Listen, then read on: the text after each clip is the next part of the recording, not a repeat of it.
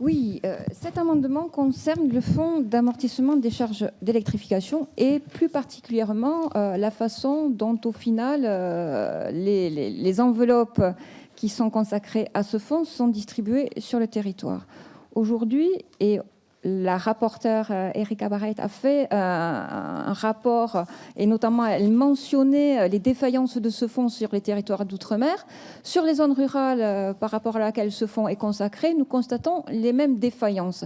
Car il est vrai que la méthode de calcul pour pouvoir estimer les renforcements de réseau nécessaires, tout simplement sur les territoires, aujourd'hui sont faits à partir d'un outil, un logiciel qui fait des probabilités et qui n'est pas en contact avec la réalité. Et les autorités concédantes, donc les autorités organisatrices de distribution, n'ont pas la capacité de faire entendre leur voix pour, à un moment donné, faire rectifier, le cas échéant, quand on constate sur le terrain ce qu'on appelle les départs mal alimentés, c'est-à-dire où il y a des renforcements de réseau à faire. Ce qui fait que le fonds d'amortissement des charges d'électrification, aujourd'hui, ne remplit plus le rôle qu'il avait, à savoir accompagner ces territoires où, je le rappelle, notamment en zone rurale, sur les outre-mer, mais également en zone de montagne, les renforcements de réseau sont fort onéreux, car on a des réseaux de longueur importante, avec peu de dessertes, certes, en nombre d'abonnés, mais qui, au final, sont nécessaires sur ces territoires.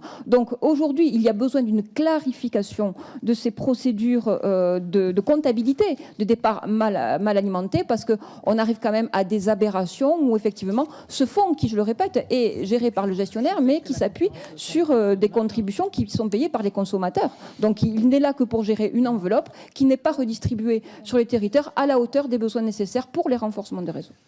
Madame la ministre. Oui, c'est vrai que, Madame la députée, vous nous avez beaucoup alerté sur ce sujet. Manifestement, il y a un problème dans votre département, là, en Ariège. Alors, est-ce que c'est parce que les conférences locales ne fonctionnent pas? Parce que ça, il y a les conférences locales, et ensuite, quand les divergences persistent, elles sont examinées par le Conseil de l'électrification rurale.